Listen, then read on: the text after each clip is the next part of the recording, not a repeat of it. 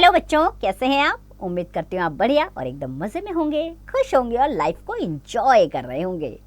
बिल्कुल जी, खुश रहिए, स्वस्थ रहिए, मस्त रहिए, यही जीवन जीने का सार है। देखिए, जब हम खुश होते हैं तो हमारा शारीरिक और मानसिक विकास भी बेहतरीन तरीके से होता है। तो चलिए, रहते हैं खुश और बढ़ते हैं अपने अध्याय की ओर। हम आज पढ़ने वाले हैं अपने अध्याय में पोंगल के बारे में। तो बच्चों, भारत त्योहारों का देश है। यहाँ साल भर बहुत से त्योहार मनाए जाते हैं। प्रस्तुत पाठ में दक्षिण भारत के प्रमुख त्योहार पोंगल के विषय में बताया गया है। पोंगल और मकर संक्रांति का त्योहार दक्षिण व उत्तर भारत में जनवरी माह में मनाया जाता है। संक्रांति शब्द का अर्थ ही है एक स्थान से दूसरे स्थान की ओर संक्रमण करना, अर्थात धीरे धीरे जाना। सूर्य के इस संक्रमण का प्रभाव हमारे पृथ्वी पर भी पड़ता है और ऋतु परिवर्तन होता है। धीरे धीरे ठंड कम होने लगती है और मौसम सुहावना होने लगता है। उत्तर भारत में जहां किसानों की फसलें पकने लगती हैं, वहीं दक्षिण भारत के किसान अपनी फसलें काटकर घर लाते हैं। मकर संक्रांति का त्योहार उत्तर भारत में बड़े उत्साह से मनाया जाता है।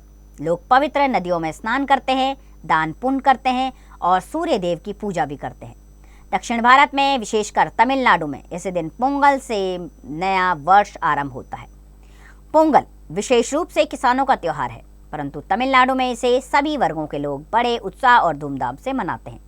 सूर्य की कृपा से ही वर्षा होती है, धूप मिलती है तथा फसल पकती है, इसलिए सभी लोग सूर्य की पूजा करते हैं, चावल की नई फसल से तैयार प्रसाद चढ़ाते हैं और प्रार्थना करते हैं। पोंगल का त्योहार सामान्यतः 3 दिन तक मनाया जाता है।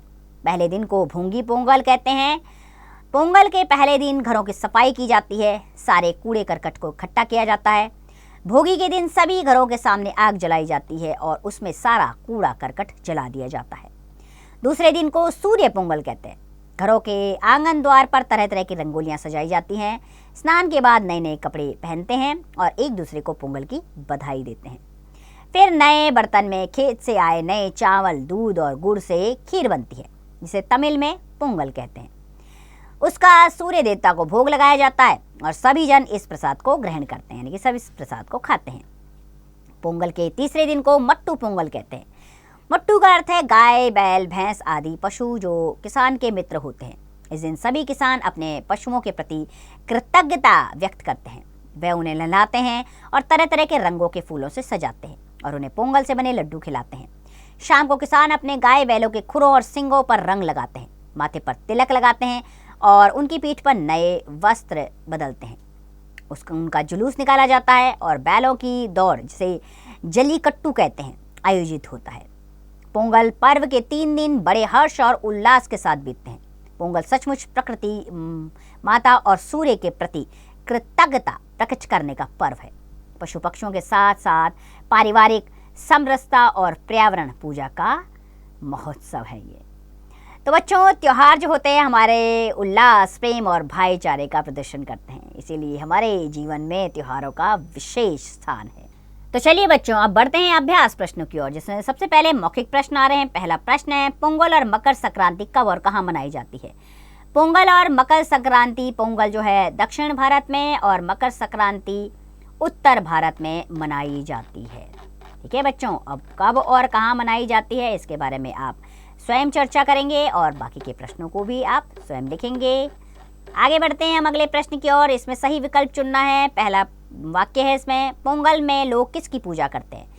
चंद्रदेव की, वायुदेव की, सूर्यदेव की, इंद्रदेव की। तो तीसरा विकल्प सही है, सूर्यदेव की पूजा करते हैं। इसी प्रकार बाकी के वाक्यों के सही विकल्प स्वयं ढूंढेंगे। तीसरा प्रश्न रिक्त स्थान भरना है इसमें। पोंगल विशेष रूप से डैश का त्योहार है। पोंगल विशेष रूप से दक्षिण भारत का त्योहार है। इसी प्रकार बाकी के रिक्त स्थान स्वयं पूर्ण कीजिएगा। चौथा प्रश्न मेल मिलाइए, सूर्य का प्रभाव।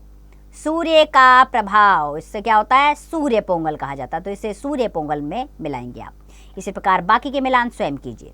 पांचवा प्रश्न आ गया है।